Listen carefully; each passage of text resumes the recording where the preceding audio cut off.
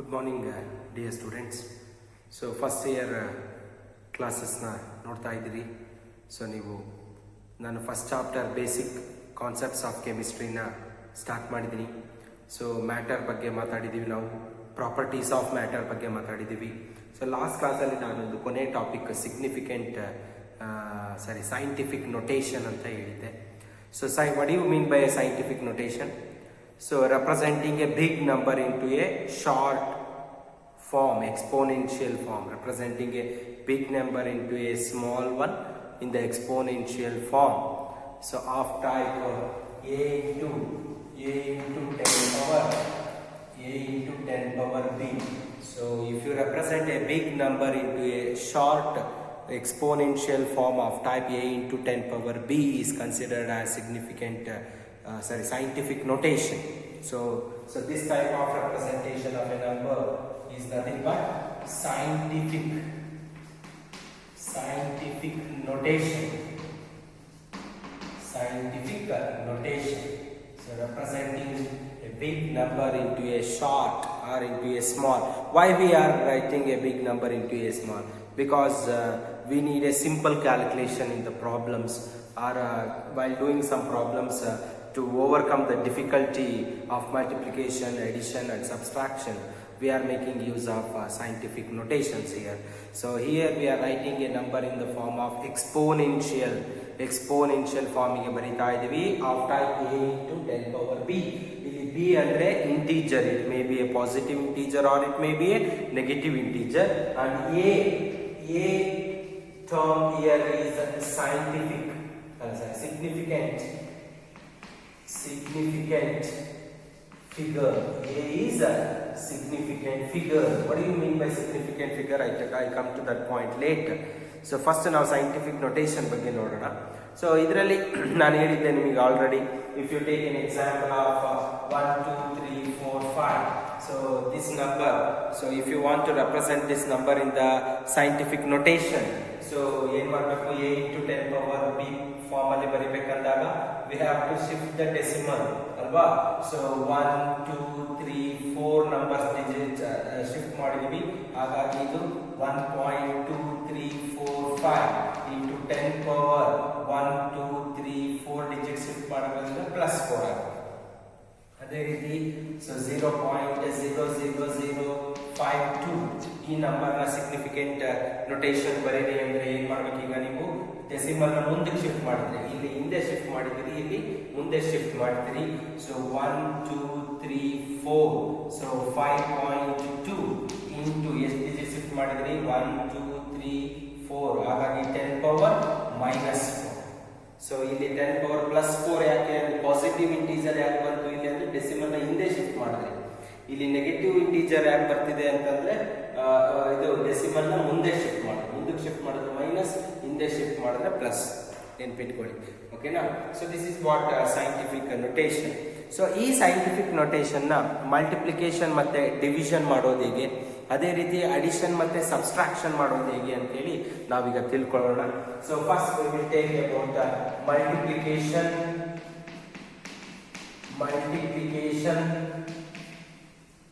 and division.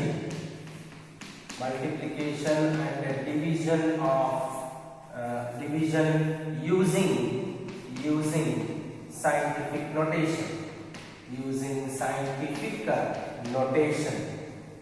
Scientific notation ನ ಬಳಸಿಕೊಂಡು multiplication ಮತ್ತೆ ಡಿವಿಷನ್ ಯಾವ ರೀತಿ ಮಾಡ್ತೀವಿ. So I will take an example of this one. So 5 6 0 0 0 0 into, I will take one more example of 6 9 0 0 0 0 0 0 0. So you just see, so this is the multiplication I am doing here, but these numbers are not a scientific notation. ಇಲ್ಲಿ ನಾನು ಕೊಟ್ಟಿದ್ದೀನಿ numbers, ಇಲ್ಲಿ ಇದು scientific notation ಅಲ್ಲ, it's A number. ಯಾಕೆ ಇದು scientific notation ಅಲ್ಲ ಅಂತ ನಾನು ಹೇಳ್ತಾ ಇದ್ದೀನಿ ಅಂದ್ರೆ, this is not in the form of a into 10 power b. So a into 10 power b form ಅಲ್ಲಿ ಇದ್ರೆ ಮಾತ್ರನೇ ಅದು ಸೈಂಟಿಫಿಕ್ ನೊಟೇಷನ್ ಆಗುತ್ತಪ್ಪ. ಅರ್ಥ ಆಗ್ತಾ ಇದೆಯಾ? So but here we don't have a into 10 power b form, that's why this is not a scientific notation. First we have to convert this number into scientific notation. ಇದನ್ನ ನಾವೇನ್ ಮಾಡ್ಕೊಳ್ಬೇಕು, a into 10 power b ಫಾರ್ಮಿಗೆ ಏನ್ ಮಾಡ್ಕೊಳ್ಬೇಕು, convert ಮಾಡ್ಕೊಳ್ಬೇಕು.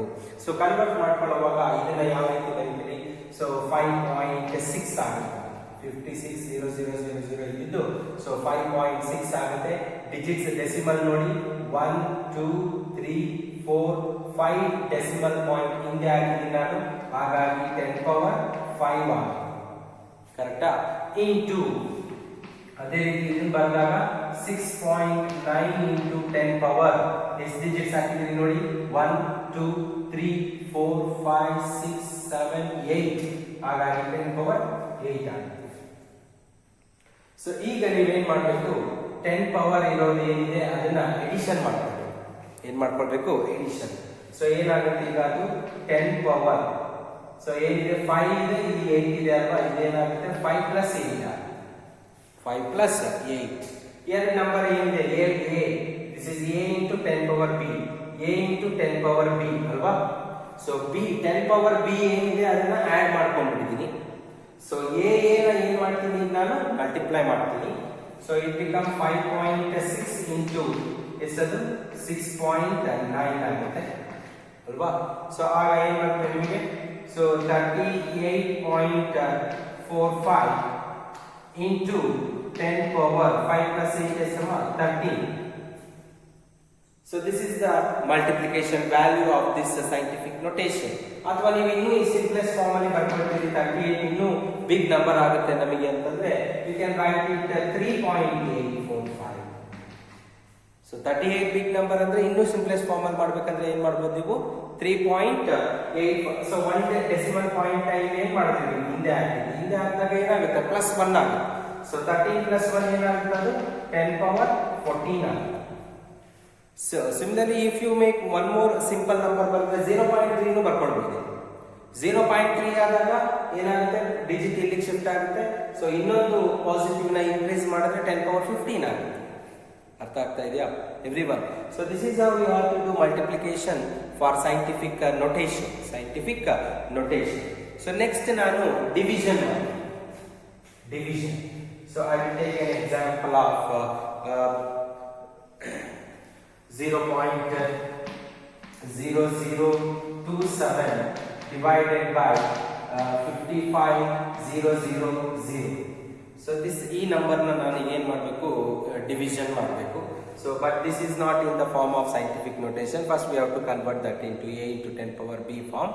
So ಇದನ್ನ a into 10 power b form ಅಲ್ಲಿ ಬರ್ಕೊಳ್ಬೇಕಂದಾಗ, so 27 ಇದೆ, ಇಲ್ಲಿ 0.0027 ಇದೆ. ಸೊ 2.7 ಅಂತ ಆಗುತ್ತಲ್ವಾ, ಇದು ಏನಾಗುತ್ತೆ 2.7. ಡಿಜಿಟ್ಸ್ ಎಷ್ಟು, ಇಂಟು 10 ಪವರ್. ಸೊ ಡಿಜಿಟ್ಸ್ ಮುಂದಕ್ಕೆ ಆಗ್ತಾ ಇದೆ, ಮುಂದಕ್ಕೆ ಹಾಕಿದಾಗ ನೆಗೆಟಿವ್ ಬರೀಬೇಕು. ಸೊ 1 2 3 ಡಿಜಿಟ್ಸ್ ನ ಮುಂದೆ ಹಾಕಿದ್ದೀನಿ, 10 ಪವರ್ -3 ಆಗಿದೆ. ಏನಾಯ್ತು, 10 ಪವರ್ -3. ಸೊ ಇಲ್ಲಿ ಏನಾಯ್ತು, ಡಿವೈಡೆಡ್ ಬೈ ಇದೇನು 5.5 ಆಗುತ್ತೆ. ಇದು 5.5 ಡಿಜಿಟ್ಸ್ ನ ಹಿಂದೆ ಹಾಕ್ತಾ ಇದ್ದೀನಿ. 1 2 3 4 ಡಿಜಿಟ್ಸ್ ಹಿಂದೆ ಹಾಕಿದ್ಯಾ, ಹಾಗಾಗಿ 10 ಪವರ್ 4 ಆಗುತ್ತೆ. 10 ಪವರ್ 4 ಆಗುತ್ತೆ. ಸೊ ಈಗ 10 ಪವರ್ 3 ಮತ್ತೆ 10 ಪವರ್ 4 ಇದೆ. ಸೊ ಇದನ್ನ ಡಿವೈಡ್ ಮಾಡ್ತೇವೆ ನಾನು, 2.7 into 10 power -3 divided by 5.5 into 10 power plus 4 ಇದೆ. ಓಕೆನಾ? ಸೊ ಡಿನಾಮಿನೇಟರ್ ಇರೋದನ್ನ ನ್ಯೂಮರೇಟರ್ ತಗೊಂಡೋದ್ರೆ ಅದೇನಾಗುತ್ತೆ, ಇನ್ವರ್ಸ್ ಆಗುತ್ತೆ. ಇನ್ವರ್ಸ್ ಅಂದ್ರೆ ಸೈನ್ ಚೇಂಜ್ ಆಗುತ್ತೆ. ಇಲ್ಲಿ +4 ಇರೋದು ಮೇಲ್ಗಡೆ ಹೋದ್ರೆ ಏನಾಗುತ್ತೆ, -4 ಆಗುತ್ತೆ. ಸೊ 2.7 divided by 5.5 into ಇವೆರಡು ನಂಬರ್ನ ಡಿವೈಡ್ ಮಾಡ್ತಾ ಇದ್ದೀನಿ, ಇಂಟು 10 ಪವರ್ -3. ಸೊ +4 ಮೇಲೆ ಹೋದಾಗ ಏನಾಗುತ್ತೆ, -4 ಆಗುತ್ತೆ. ಸೊ 2.7 divided by 5.5 ಮಾಡಿದಾಗ ನಿಮಗೆ ವ್ಯಾಲ್ಯೂ ಬಂದು 0.49 ಬರುತ್ತೆ. 0.49 into, so -3 -4 is -7. So this is how you can do multiplication and division for using a scientific notation. So multiply ಮಾಡುವಾಗ scientific notation a into 10 power b form ಅಲ್ಲಿ ಬರ್ಕೊಳ್ಳಿ first. ಇದ್ರೆ no problem, ಇಲ್ಲ ಅಂತಂದ್ರೆ ನೀವೇನ್ ಮಾಡ್ಕೊಳ್ಬೇಕು, ಕನ್ವರ್ಟ್ ಮಾಡ್ಕೊಳ್ಬೇಕು. Convert ಮಾಡ್ಕೊಂಡ್ಮೇಲೆ 10 ಪವರ್ಸ್ ಏನಿದೆ ಅದನ್ನ ಆಡ್ ಮಾಡ್ತೀರಾ. ಅರ್ಥ ಆಗ್ತಿದ್ಯಾ? ಸೊ ಇವೆರಡು ನಂಬರ್ನ ಏನ್ ಮಾಡ್ತೀರಾ, ಮಲ್ಟಿಪ್ಲೈ ಮಾಡಿ ಬರೀತೀರಾ. ಡಿವಿಷನ್ ಮಾಡುವಾಗ ಸೈಂಟಿಫಿಕ್ ನೊಟೇಷನ್ ತಗೊಳ್ತೀರಿ ಇಂಟು 10 ಪವರ್ b ಫಾರ್ಮ್, ಎರಡನ್ನು ಡಿವೈಡ್ ಮಾಡ್ಕೊಳ್ತೀರಿ. ಸೊ 10 ಪವರ್ಸ್ ಏನಿದೆ ಇಲ್ಲಿ ಡಿನಾಮಿನೇಟರ್ ಇರೋದು ಏನಾಗುತ್ತೆ, ನ್ಯೂಮರೇಟರ್ಗೆ ಹೋಗುತ್ತೆ. ಇಲ್ಲಿ -3 ಇದೆ ಆಲ್ರೆಡಿ. ಸೊ ಇದಕ್ಕೆ -4 ಇಲ್ಲಿ +4 ಇದೆ, ಮೇಲೆ ಹೋದ್ರೆ ಏನಾಗುತ್ತೆ, -4 ಆಗುತ್ತೆ. ಅರ್ಥ ಆಗ್ತದೆ? ಸಪೋಸ್ ಇಲ್ಲೇನಾದ್ರೂ -4 ಇದ್ದಿದ್ರೆ ಮೇಲ್ಗಡೆ ಹೋದಾಗ +4 ಆಗ್ತದೆ. So what ever it may be. So denominator ಇಂದ ನ್ಯೂಮರೇಟರ್ಗೆ ನೀವು 10 ಪವರ್ ತಗೊಂಡು ಹೋಗುವಾಗ ಸೊ ಸೈನ್ ಏನಾಗುತ್ತೆ, ಉಲ್ಟಾ ಆಗುತ್ತೆ. ಸೊ ಪ್ಲಸ್ ಇದ್ರೆ ಮೈನಸ್ ಆಗುತ್ತೆ, ಮೈನಸ್ ಇದ್ರೆ ಪ್ಲಸ್ ಆಗುತ್ತೆ. ಇಲ್ಲಿ +4 ಇದೆ, ಮೇಲ್ಗಡೆ ಹೋದ್ರೆ -4 ಆಗುತ್ತೆ. ಸೊ -3 -4 -7 ಆಗುತ್ತೆ. ಸೊ ಇವೆರಡನ್ನ ಡಿವೈಡ್ ಮಾಡಿದ್ರೆ 0.49 ಬರುತ್ತೆ. So this is how you can do multiplication and division for scientific notation. So similarly next ನಾನು addition and subtraction of scientific notations ಬಗ್ಗೆ ಹೇಳ್ತೀನಿ. Addition and subtraction. Addition and subtraction of scientific notation. So I will take an example of 6.65 into 10 power 4 plus 8.95 into 10 power 3. So ಇವೆರಡನ್ನ ಈಗ ನಾನು ಏನು ಮಾಡಬೇಕು, add ಮಾಡಬೇಕು, edition ಮಾಡಬೇಕು. So edition ಮಾಡುವಾಗ ಏನು ಮಾಡ್ತೀರಿ, ಸೊ ಇದು 10 ಪವರ್ 4 ಆಗಿದೆ. ಸೊ ಹೈಯೆಸ್ಟ್ ನಂಬರ್ ಇದೆ ತಾನೆ 10 ಪವರ್ 4. ಇದನ್ನು ಕೂಡ 10 ಪವರ್ 4 ಗೆ ಕನ್ವರ್ಟ್ ಮಾಡ್ಕೊಳ್ಬೇಕು. ಎರಡರಲ್ಲೂ 10 ಪವರ್ಸ್ ಏನ್ ಮಾಡ್ಕೊಳ್ಬೇಕು, ನಾವು ಈಕ್ವಲ್ ಮಾಡ್ಕೊಳ್ಬೇಕು. ಸೊ ಎರಡರಲ್ಲೂ 10 ಪವರ್ಸ್ ಏನ್ ಮಾಡ್ಬೇಕು, ನಾವು ಫಸ್ಟ್ ಈಕ್ವಲ್ ಮಾಡ್ಕೊಂಡು ಅದನ್ನು ಕಾಮನ್ ತೆಗಿಬೇಕು. ಈಕ್ವಲ್ ಮಾಡ್ಕೊಂಡ್ಮೇಲೆ ಏನ್ ಮಾಡ್ಬೇಕು, ನೀವು ಕಾಮನ್ ತೆಗಿಬೇಕಾಗುತ್ತೆ. ಸೊ ಏನಾಗುತ್ತೆ, ಈಗ 6.65 into 10 ಪವರ್ 4 ಇದೆ, ಹೆಂಗಿದೆಯೋ ಹಂಗೆ ಬರ್ಕೊಂಡಿದೀನಿ. ಪ್ಲಸ್ ಇಲ್ಲಿ ನೋಡಿ 8.95 ಇದೆ, ಇಲ್ಲಿ 10 ಪವರ್ +3 ಇದೆ. ಇದು +4 ಆಗ್ಬೇಕು. ಈಗ +3 ಇರೋದು +4 ಆಗ್ಬೇಕು ಅಂದ್ರೆ ಡೆಸಿಮಲ್ ಪಾಯಿಂಟ್ ನ ಒಂದನ್ನ ಏನಾಗ್ಬೇಕು, ಹಿಂದಕ್ಕೆ ಹಾಕ್ಬೇಕಲ್ವಾ. ಹಿಂದಗಡೆ ಡೆಸಿಮಲ್ ಪಾಯಿಂಟ್ ತಗೊಂಡ್ ಬಂದ್ರೆ 10 ಪವರ್ ಪ್ಲಸ್ ಜಾಸ್ತಿ ಆಗ್ತಾ ಹೋಗುತ್ತೆ. ಸೊ ಇದೇ ಡೆಸಿಮಲ್ ಪಾಯಿಂಟ್ ಮುಂದಕ್ಕೆ ಹಾಕೊಂಡು ಹೋದ್ರೆ ಮೈನಸ್ ವ್ಯಾಲ್ಯೂ ಜಾಸ್ತಿ ಆಗ್ತಾ ಹೋಗುತ್ತೆ. ಸೊ ಈಗ ನನಗೆ +1 ಆಡ್ ಆಗ್ಬೇಕು. ಇಲ್ಲಿ 10 ಪವರ್ 3 ಇದ್ದು 10 ಪವರ್ 4 ಆಗ್ಬೇಕು. ಹಾಗಾಗಿ I am shifting this digit to here. So 1 digit shift ಮಾಡಿದಾಗ ಇದೇನಾಗುತ್ತೆ, 0.895 ಆಗುತ್ತೆ. ಸೊ 8.95 ಇದ್ದು 0.895 ಆಗುತ್ತೆ. 1 ಡಿಜಿಟ್ ಶಿಫ್ಟ್ ಮಾಡಿದ್ಯಾ, 3 ಇದ್ದಕ್ಕೆ ಇನ್ನೊಂದು ಆಡ್ ಮಾಡ್ತೀಯಾ, ಏನಾಗುತ್ತೆ 4 ಆಗುತ್ತೆ. ಈಗ ಎರಡರಲ್ಲಿ 10 ಪವರ್ 4 10 ಪವರ್ 4 ಕಾಮನ್ ಇದೆ. ಸೊ ಈ ಕಾಮನ್ ಇರೋದನ್ನ ಆಚೆ ತೆಗೆದುಬಿಟ್ಟು 10 ಪವರ್ 4 ಆಚೆ ತೆಗೆದುಬಿಟ್ಟಿದ್ದೀನಿ. ಉಳಿದಿದ್ದೇನು 6.65 ಪ್ಲಸ್ 0.895. ಇದನ್ನ ನೀನು ಆಡ್ ಮಾಡಿದ್ರೆ you will be getting 7.545 into 10 power 4. ಈ ಮಲ್ಟಿಪ್ಲಿಕೇಶನ್ ಡಿವಿಷನ್ ಮಾಡುವಾಗ 10 ಪವರ್ಸ್ ಏನಾರ ಇರ್ಲಿ ಏನಾದ್ರೂ ಬಿಡ್ಲಿ, ಮಲ್ಟಿಪ್ಲಿಕೇಶನ್ ಮಾಡುವಾಗ ಎರಡನ್ನು ಆಡ್ ಮಾಡ್ಕೊಂಡು ಬಿಡ್ತೀಯ. ಡಿವಿಷನ್ ಮಾಡುವಾಗ ಡಿನಾಮಿನೇಟರ್ನ ನ್ಯೂಮರೇಟರಿಗೆ ತಗೊಂಡು ಬಂದ್ಬಿಡ್ತೀಯ. ಆದ್ರೆ ಅಡಿಷನ್ ಅಥವಾ ಸಬ್ಸ್ಟ್ರಾಕ್ಷನ್ ಮಾಡುವಾಗ ಎರಡು ಏನ್ ನೀನು ಆಡ್ ಮಾಡ್ತಿದ್ಯಾ ಸೈಂಟಿಫಿಕ್ ನೊಟೇಷನ್ಸ್, ಅವೆರಡರಲ್ಲೂ ಕೂಡ 10 ಪವರ್ b. ಸೊ ಆ ಬಿ ನಂಬರ್ ಏನಿದೆ ಆ ನಂಬರ್ನ ಏನ್ ಮಾಡ್ಕೊಳ್ಬೇಕು, ನೀವು ಈಕ್ವಲ್ ಮಾಡ್ಕೊಳ್ಬೇಕು. 10 ಪವರ್ಸ್ ವ್ಯಾಲ್ಯೂನ ಈಕ್ವಲ್ ಮಾಡ್ಕೊಳ್ಬೇಕು. ಈಕ್ವಲ್ ಮಾಡ್ಕೊಳ್ಳುವಾಗ ಇಲ್ಲಿ ಡಿಜಿಟ್ಸ್ ನ ಹಿಂದೆನೋ ಮುಂದೆನೋ ಹಾಕೊಳ್ಳೋದು ಏನೋ ಒಂದು ಮಾಡ್ಬಿಟ್ಟು ಎರಡು ನಂಬರ್ಸ್ ಈಕ್ವಲ್ ಮಾಡ್ಕೊಳ್ಳಿ. ಈಕ್ವಲ್ ಮಾಡ್ಕೊಂಡ್ಮೇಲೆ 10 ಪವರ್ಸ್ ನ ಕಾಮನ್ ತೆಗಿರಿ, ಉಳಿದಿರೋ ಡಿಜಿಟ್ಸ್ ನ ಆಡ್ ಮಾಡ್ರಿ, ಬರಿ. ಸಬ್ಸ್ಟ್ರಾಕ್ಷನ್ ಮಾಡುವಾಗ ಸೇಮ್. ಸೊ ಅಡಿಷನ್ ಮಾಡೋ ಬದಲು ಏನ್ ಮಾಡ್ಬೇಕಾಗುತ್ತೆ, ಅಲ್ಲಿ ಸಬ್ಸ್ಟ್ರಾಕ್ಷನ್ ಮಾಡ್ಬೇಕು ಅಷ್ಟೇ. So I will take an example of 2.5 into 10 power -2 minus 4.8 into 10 power -3. So ಇದನ್ನ ನಾನೀಗ ಸಬ್ಸ್ಟ್ರಾಕ್ಷನ್ ಮಾಡ್ಬೇಕು. ಏನ್ ಮಾಡ್ಬೇಕು, ಸಬ್ಸ್ಟ್ರಾಕ್ಷನ್ ಮಾಡೋ ಎಡಿಷನ್ ಅಥವಾ ಸಬ್ಸ್ಟ್ರಾಕ್ಷನ್ ಎರಡರಲ್ಲಿ ಯಾವ್ದನ್ನ ಮಾಡೋವಾಗ್ಲೂ ಕೂಡ ಸೊ 10 ಪವರ್ ಏನಾಗಿರ್ಬೇಕು, ಸೇಮ್ ಆಗಿರ್ಬೇಕು ಎರಡರಲ್ಲಿ, ಹೌದಾ. ಸೊ ಇಲ್ಲಿ 4 ಇತ್ತು, ಇಲ್ಲಿ 3 ಇತ್ತು. ಬಟ್ ನಾವೇನ್ ಮಾಡ್ಕೊಂಡಿದ್ವಿ ಅದನ್ನ 4 ಗೆ 10 ಗೆ ಕನ್ವರ್ಟ್ ಮಾಡ್ಕೊಂಡಿದ್ವಿ. ಅದೇ ರೀತಿ ಇಲ್ಲಿ 10⁻² ಇದೆ, 10⁻³ ಇದೆ, ಎರಡು ಸೇಮ್ ಇಲ್ಲ. 10 ಪವರ್ ವ್ಯಾಲ್ಯೂಸ್ ಎರಡರಲ್ಲೂ ಸೇಮ್ ಇಲ್ಲ. ಹಾಗಾಗಿ ಟು ಮೇಕ್ ಇಟ್ ಸೇಮ್ ಇದರಲ್ಲಿ ಹೈಯೆಸ್ಟ್ ನಂಬರ್ ಯಾವುದು -2. ಹೌದೇನಪ್ಪ? ಇದು ಕೂಡ -2 ನಾಗೆ ನೀವು ಕನ್ವರ್ಟ್ ಮಾಡ್ಕೊಳ್ಬೇಕು. ಸೊ ಇದನ್ನ -2 ಮಾಡ್ಕೊಂಡ್ರೆ ಏನಾಗುತ್ತೆ, ಇದು becomes as it is 2.5 into 10⁻² minus 4.8 into ಇಲ್ಲಿ 10⁻² ಆಗ್ಬೇಕು. -2 ಆಗ್ಬೇಕಂದ್ರೆ -3 ಗೆ +1 ಆಡ್ ಮಾಡಬೇಕು. ಹೌದೇನಪ್ಪ? So you have to convert 10⁻³ into 10⁻². So -3 ನ -2 ಏನ್ ಮಾಡ್ತೀರಾ, +1 ಆಡ್ ಮಾಡ್ತೀರಾ. +1 ಆಡ್ ಮಾಡ್ಬೇಕಾದ್ರೆ 10 ಪವರ್ಸ್ ಡಿಜಿಟ್ ಏನಾಗುತ್ತೆ, ಹಿಂದಕ್ಕೆ ಹೋಗುತ್ತೆ. ಸೊ +1 ಆಡ್ ಮಾಡುವಾಗ ಡಿಜಿಟ್ ಏನಾಗುತ್ತೆ, ಒಂದು ಡಿಜಿಟ್ ಡೆಸಿಮಲ್ ಪಾಯಿಂಟ್ ಒಂದು ಡಿಜಿಟ್ ಹಿಂದಕ್ಕೆ ಹೋಗುತ್ತೆ. ಸೊ ಇದನ್ನ ಏನಾಗುತ್ತೆ, ಈಗ ಅದು 4.8 ಅಂತ ಇದ್ದಿದ್ದು 0.48 ಆಗುತ್ತೆ. ಏನಾಗುತ್ತೆ, 0.48 ಆಗುತ್ತೆ. ಒಂದು ಡಿಜಿಟ್ ನ ಹಿಂದೆ ಹಾಕಿದೆ. ಒಂದು ಡಿಜಿಟ್ ಹಿಂದೆ ಹಾಕಿದಾಗ 10 ಪವರ್ +1 ಆಗುತ್ತೆ. 10 ಪವರ್ +1 -3 -2 ಅಲ್ವಾ? ಸೊ ಏನಾಗುತ್ತೆ, ಆಗ ಇಂಟು 10 ಪವರ್ -2 ಆಗುತ್ತೆ. ಸೊ ಇದನ್ನ ಸಬ್ಸ್ಟ್ರಾಕ್ಟ್ ಮಾಡಿಬಿಟ್ರೆ ನಿಮಗೆ ಸೊ -2 ಕಾಮನ್ ತೆಗೆದುಬಿಟ್ರಿ, 10 ಪವರ್ -2 ಕಾಮನ್ ತೆಗೆದುಬಿಟ್ರಿ, ಉಳಿದಿದ್ದೇನಮ್ಮ 2.5 -0.48. ಇವೆರಡನ್ನು ಮೈನಸ್ ಮಾಡಿದ್ರೆ we will be getting 2.02 into 10 power -2. So addition, subtraction, multiplication and division of scientific notations na ನಾನು ಹೇಳಿದ್ದೀನಿ. ಸೊ ಎಡಿಷನ್ ಅಥವಾ ಸಬ್ಸ್ಟ್ರಾಕ್ಷನ್ ಮಾಡುವಾಗ 10 ಪವರ್ ವ್ಯಾಲ್ಯೂಸ್ ನ ಈಕ್ವಲ್ ಮಾಡ್ಕೊಳ್ಳಿ. ಓಕೆನಾ? ಸೊ ಮಲ್ಟಿಪ್ಲಿಕೇಶನ್ ಅಥವಾ ಡಿವಿಷನ್ ಮಾಡುವಾಗ 10 ಪವರ್ಸ್ ನ ಆಡ್ ಮಾಡಿ.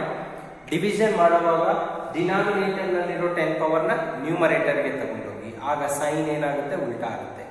ಅರ್ಥ ಆಗ್ತಿದ್ಯಾ? So this is how we can do addition, subtraction, multiplication and division for scientific notation. Okay na? So next ನಾವು significant figures ಬಗ್ಗೆ ಮಾತಾಡೋಣ. ಏನಪ್ಪ? significant figures. ನಾನು ಹೇಳಿದೆ ನಿಮಗೆ ಅವಾಗಲೇ.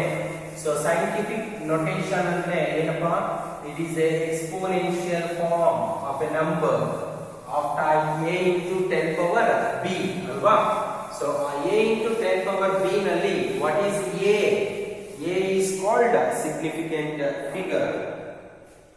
So significant figure.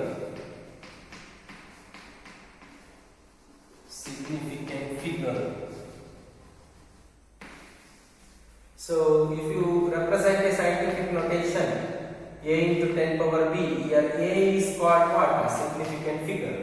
A is a significant figure. ಏನಿದು significant ಅಂದ್ರೆ ಏನಿಲ್ಲಮ್ಮ, ಯೂಸ್ಫುಲ್ ಅಂತ ಅಷ್ಟೇ. ನೀವು ತಗೊಂಡಿರುವಂತ ಸಿಗ್ನಿಫಿಕೆಂಟ್ ಫಿಗರ್ ಸೈಂಟಿಫಿಕ್ ನೊಟೇಷನ್ ಏನಿದೆ, ಆ ಸೈಂಟಿಫಿಕ್ ನೊಟೇಷನ್ ಅಲ್ಲಿ ಅಥವಾ ನೀವು ಯಾವುದೇ ಒಂದು ನಂಬರ್ ಏನ್ ತಗೊಂಡಿರ್ತೀರಾ ಆ ನಂಬರ್ ಅಲ್ಲಿ ಎಷ್ಟು ಡಿಜಿಟ್ಸ್ ಯೂಸ್ಫುಲ್ ಇರುತ್ತೋ ಅದನ್ನ ಸಿಗ್ನಿಫಿಕೆಂಟ್ ಅಂತ ಕರೀತಾರೆ. ಅರ್ಥ ಆಗ್ತಿದ್ಯಾ? So for example if you take 0.00000001, ಇಷ್ಟು ಇದರಲ್ಲಿ ಯಾವುದು ನಮಗೆ ಮೋರ್ ಯೂಸ್ಫುಲ್ ವ್ಯಾಲ್ಯೂ ಇದರಲ್ಲಿ ಡಿಜಿಟ್ ಫಿಗರ್ ಅಂದ್ರೆ 1. ಅರ್ಥ ಆಗ್ತದೆ? ಯಾಕೆಂದ್ರೆ ಸೊ ಅದೇ there are certain rules to find out the significant figures here. ಆ ರೂಲ್ಸ್ ನ ನೀವು ಫಾಲೋ ಮಾಡಿದ್ರೆ you will be getting. So ಕೊಟ್ಟಿರೋ ನಂಬರ್ ನಲ್ಲಿ ಯಾವುದು ಯೂಸ್ಫುಲ್ ಇದೆಯೋ ಅದನ್ನ ಸಿಗ್ನಿಫಿಕೆಂಟ್ ಫಿಗರ್. ಇದರಲ್ಲಿ ಎಷ್ಟು ಡಿಜಿಟ್ ಯೂಸ್ಫುಲ್ ಇದೆ? 1 ಡಿಜಿಟ್ ಮಾತ್ರನೇ. ನಾನು ಇದರ ವ್ಯಾಲ್ಯೂ ಹೇಳ್ತಾ ಇಲ್ಲ. I am not telling the value of this number. I am telling in this number which is more important, which is useful, and how many figures. Figure ಅಂದ್ರೆ digit. How many figures are useful here? How many figures are useful here? 1. So if you take 101, how many useful numbers are there here? Useful numbers means in the form of how many significant figures are there here? All the three are significant. 101. If you want to calculate this with another number, you have to take all the digits. 101 ಮೂರನ್ನು ತಗೊಳ್ಳಿ. So to find the significant figures, we have a certain rules here. So what are those rules I am telling you now? So ಮೊದಲನೇ rules to find significant figure. Very important. ಒಂದೊಂದ್ಸತಿ ಕೇಳ್ತಾನೆ 2 ಮಾರ್ಕ್ಸ್ಗೆ examination ಅಲ್ಲಿ. So scientific figure ಕಂಡುಹಿಡಿಯೋದಕ್ಕೆ significant figures ಕಂಡುಹಿಡಿಯೋದಕ್ಕೆ certain rules ಇದೆ. So ಮೊದಲನೇ rule ಏನ್ ಹೇಳುತ್ತೆ ಇಲ್ಲಿ ಅಂತಂದ್ರೆ, ಆಲ್ ನಾನ್ ಝೀರೋ ಅಂತಿಲ್ಲ ಅವನು, ಏನ್ ಹೇಳ್ತಾನೆ, non zero means so with all 1 2 3 4 5 6, that is number without zeros. All non-zero digits are significant. All non-zero digits are significant. ಅಂದ್ರೆ ಸೊ ನೀವು ತಗೊಂಡಿರುವಂತ ನಂಬರ್ಸ್ ಅಲ್ಲಿ non-zero digits ಏನಿದಾವೋ ಅವೆಲ್ಲವೂ ಕೂಡ ಏನಾಗ್ತವೆ, useful. So all those are very useful. So that's why all non-zero digits are significant. Example, so 1 2 3, how many significants are there here? So ivellahu non-zero, 1 non-zero ne, 2 non-zero ne, 3 non-zero ne. Because how many non-zero figures are there here? 1 2 3.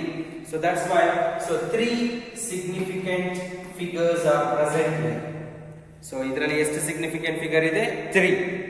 So ಅದೇ ತರ 1.22 ಇಲ್ಲಿ ನೋಡಿ. So all are non zero digits 1 2 3 4 5, 1 2 3 4 5. So 5 scientific significant figures are present. ಈ ರೀತಿ ಒಂದು ಕೊಟ್ಬಿಟ್ಟು exam ಅಲ್ಲಿ 1 mark ಕೇಳ್ತಿರ್ತಾನೆ, how many significant figures are there in ಅಂದ್ಬಿಟ್ಟು ಒಂದು ನಂಬರ್ ಕೊಡ್ತಾನೆ. ಸೊ ನೋಡಿ ಬರೀಬೇಕು. ರೂಲ್ಸ್ನ ತಿಳ್ಕೊಂಡ್ಬಿಟ್ರೆ ಅದನ್ನ ಈಸಿಯಾಗಿ ನೀವು ಫೈಂಡ್ ಔಟ್ ಮಾಡ್ಬೋದು. ಆಕ್ಚುಲಿ ಇದೆಲ್ಲ ಕೆಮಿಸ್ಟ್ರಿ ಅಲ್ಲ ನಾನು ಮಾತಾಡ್ತಾ ಇರೋದು. ಈ ಕೆಮಿಸ್ಟ್ರಿನಲ್ಲಿ ನಾವು ಕೆಲವೊಂದು ಪ್ರಾಬ್ಲಮ್ಸ್ ಸಾಲ್ವ್ ಮಾಡೋದಕ್ಕೆ ಬಳಸ್ಕೊಳ್ಳುವಂತಹ ಮ್ಯಾಥಮೆಟಿಕಲ್ ಟರ್ಮ್ಸ್ ಇವೆಲ್ಲ, ಗೊತ್ತಾಗ್ತಿದೆಯಾ? ಆ ಮ್ಯಾಥಮೆಟಿಕಲ್ ಟರ್ಮ್ಸ್ ನ ನೀವು ಫಿಸಿಕ್ಸ್ ಅಲ್ಲೂ ಓದ್ತೀರಿ, ಕೆಮಿಸ್ಟ್ರಿಯಲ್ಲೂ ಓದ್ತೀರಿ, ಮ್ಯಾಥ್ಸ್ ಅಲ್ಲೂ ಓದ್ತೀರಿ, ಓಕೆನಾ? So wherever you are using some calculation, we are making, ನಮಗೆ ಈ ಸೈಂಟಿಫಿಕ್ ನೊಟೇಷನ್ ಮತ್ತೆ ಸಿಗ್ನಿಫಿಕೆಂಟ್ ಫಿಗರ್ಸ್ ಬಗ್ಗೆ ಮಾಹಿತಿ ಇರಬೇಕು. ಅರ್ಥ ಆಗ್ತಿದ್ಯಾ? ಸೊ ಅದೇ ರೀತಿ ಇನ್ನೊಂದು ಯಾವ್ದಾದ್ರು ತಗೊಂಡ್ರೆ 6 7 8.99, ಇಲ್ಲಿ ಎಷ್ಟು ಸಿಗ್ನಿಫಿಕೆಂಟ್ ಫಿಗರ್ ಇದೆ? All are non zero digits here. 1 2 3 4 5, here also 5 significant figures are present. So first rule of the significant figure says that all non-zero digits are significant.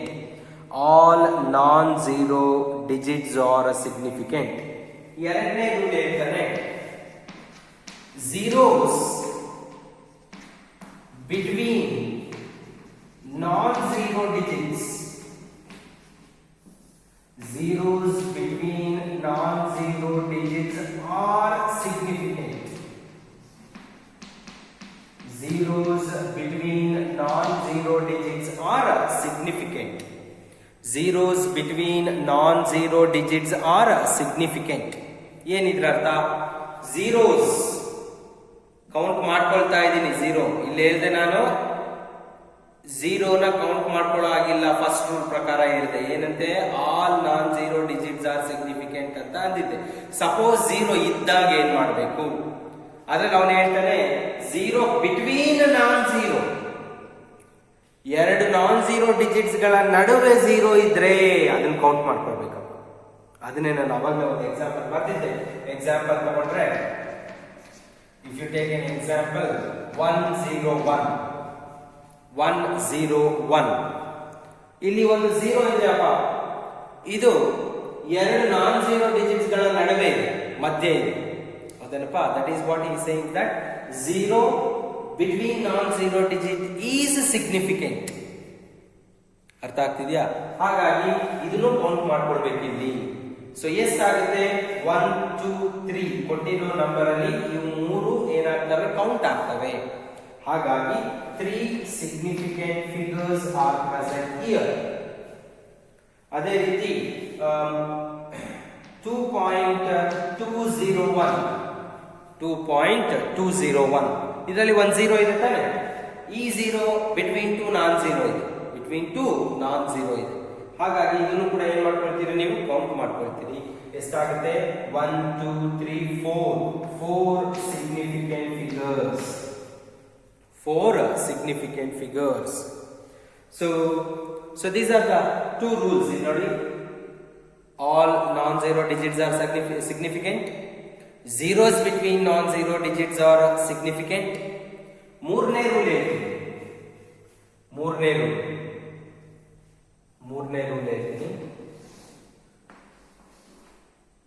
Leading zeros.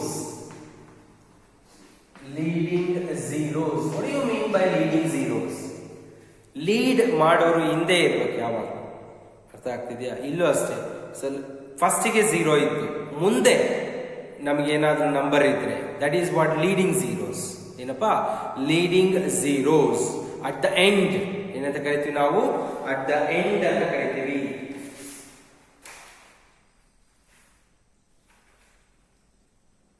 So leading zero means zero proceeding to first non-zero digit. Zero proceeding to first non-zero digit. So leading zeros are not significant. Leading zeros are not significant. Leading zeros are not significant. ಅವನ್ನ ನೀವು consider ಮಾಡುವಾಗಿಲ್ಲ. ನಾನು already ಒಂದು example ಬರ್ತಿದ್ದೆ ಅವಾಗಲೇ. 0.000000001 ಎಷ್ಟೋ zeros ಇಲ್ಲಿ, ಕೊನೆ 1 ಇದೆ. ಸೊ ಇಲ್ಲಿ ಈ 1 ಇರೋದು ಹಿಂದಗಡೆ ಬಹಳಷ್ಟು ಝೀರೋಸ್ ಏನಿದಾವೆ, ಇವು ಲೀಡಿಂಗ್ ಝೀರೋಸ್. ಏನಮ್ಮ, ಇವು ಲೀಡಿಂಗ್ ಝೀರೋಸ್. ಈ ಲೀಡಿಂಗ್ ಝೀರೋಸ್ ಇಲ್ಲಿ ಕೌಂಟ್ ಆಗಲ್ಲ. ಇಲ್ಲಿ ಯೂಸ್ಫುಲ್ ಡಿಜಿಟ್ ಯಾವುದು, 1 ಮಾತ್ರನೇ. That is what I am writing here. Leading zeros are not significant. Example ತಗೊಂಡ್ರೆ 0.000052. ಇದರಲ್ಲಿ ಎಷ್ಟು ಸಿಗ್ನಿಫಿಕೆಂಟ್ ಫಿಗರ್ಸ್ ಇದೆ, ಎಷ್ಟಿದೆ? ಈ ಲೀಡಿಂಗ್ ಝೀರೋಸ್ ನ ಬಿಟ್ಬಿಡಿ, ಉಳಿದಿರೋದು 5 ಮತ್ತೆ 2. ಎಷ್ಟಾಗುತ್ತೆ? 2 ಸಿಗ್ನಿಫಿಕೆಂಟ್ ಫಿಗರ್ಸ್. ಎಷ್ಟಾಗುತ್ತೆ? 2 ಸಿಗ್ನಿಫಿಕೆಂಟ್ ಫಿಗರ್ಸ್ ಆಗುತ್ತೆ. So I will repeat. So to calculate the number of significant figures in the given number, we have a certain rules here.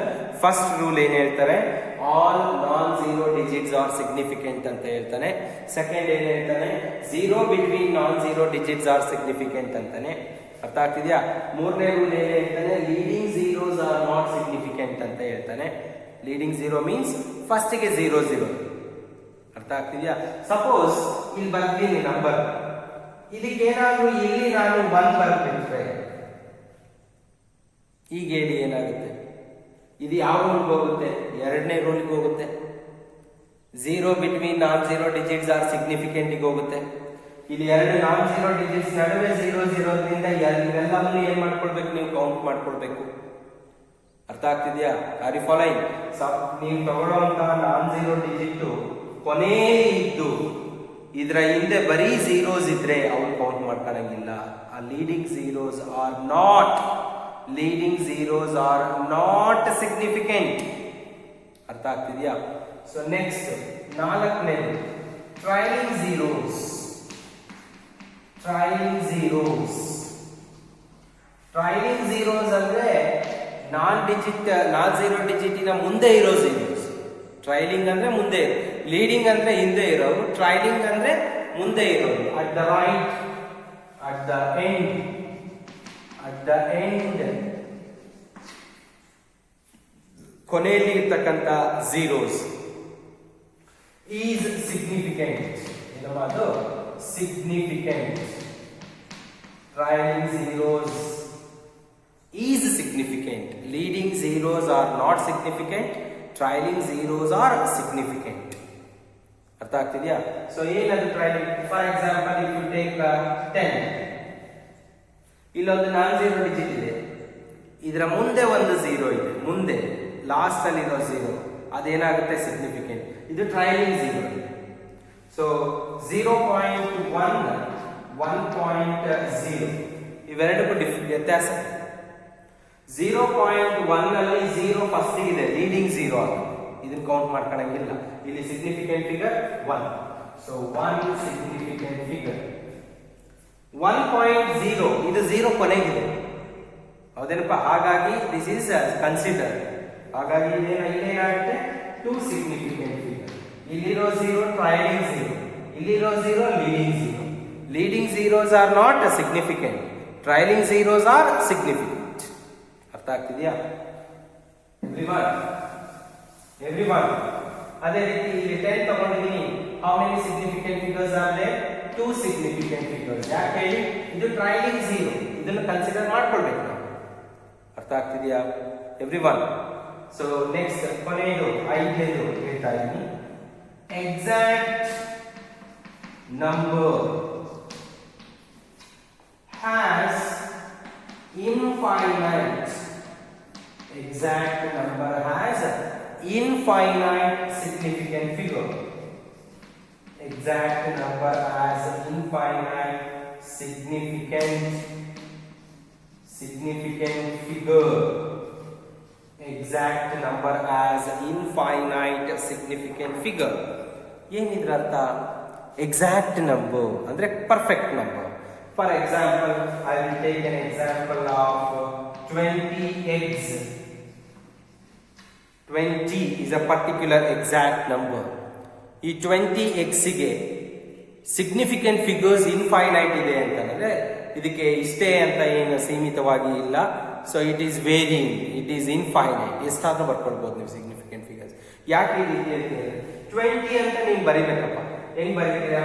20 ಅಲ್ವಾ? ಇದು ಟ್ರೈಲಿಂಗ್ 0 ತಾನೆ, ಟ್ರೈಲಿಂಗ್ 0 ತಾನೆ ಇರೋದು, ವಿಚ್ ಈಸ್ ಏನು significant in nature. So trailing zeros are significant. ಹಾಗಾಗಿ 2 ಮತ್ತೆ 0 ಎರಡು use ಆಗುತ್ತೆ. ಇಲ್ಲಿ ಎಷ್ಟು ಸಿಗ್ನಿಫಿಕೆಂಟ್ ಫಿಗರ್ಸ್ ಇದೆ? 2 ಸಿಗ್ನಿಫಿಕೆಂಟ್ ಫಿಗರ್ಸ್ ಇದೆ.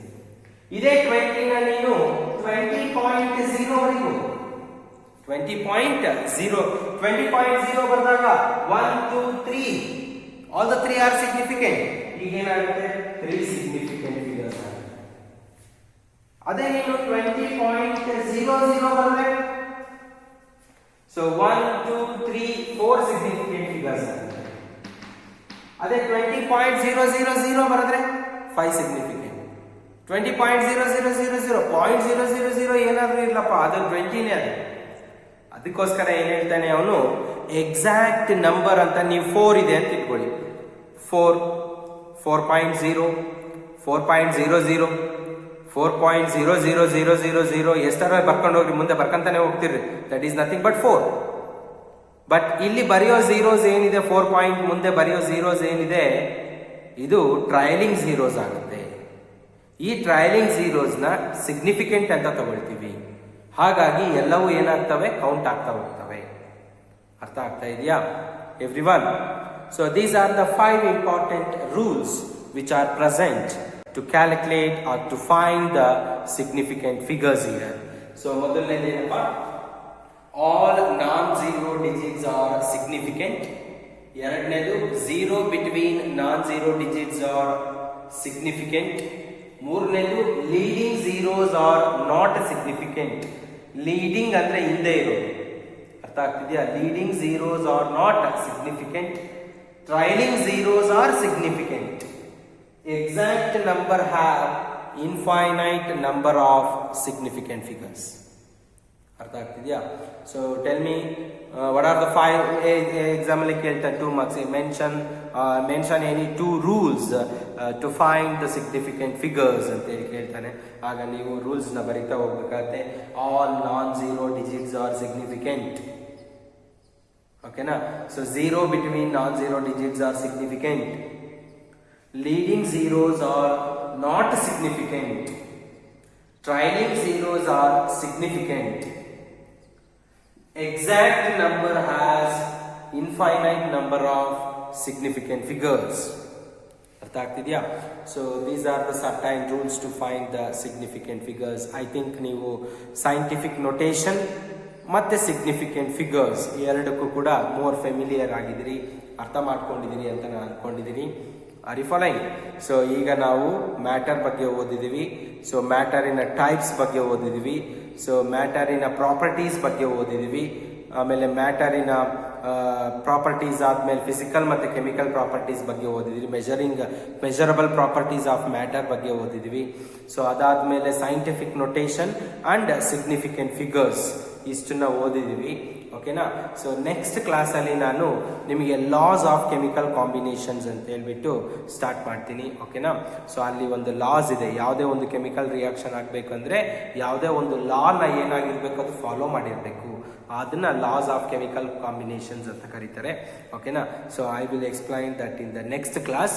ಸೊ ಈಗ ಇಲ್ಲಿವರೆಗೂ ಆಗಿರುವಂಥ ಕ್ಲಾಸದ್ದು ನೋಟ್ಸ್ ಏನು ಬರ್ದಿದ್ದೀರಿ ನೀವು ಅದನ್ನ ನೀಟಾಗಿ ವರ್ಕ್ ಮಾಡಿ, ಅರ್ಥ ಆಗ್ದಲೇ ಇರೋದು ಫೋನ್ ಮಾಡಿ ಕೇಳ್ಕೊಳ್ಳಿ. ಓಕೆನಾ. ಸೊ ಅದನ್ನ ನೀವು ಫೋಟೋ ಹೊಡೆದ್ಬಿಟ್ಟು ಗ್ರೂಪಿಗೆ ಹಾಕಬೇಕಾಗುತ್ತೆ. ಓಕೆನಾ. So thank you dear students. I will meet you in the next class.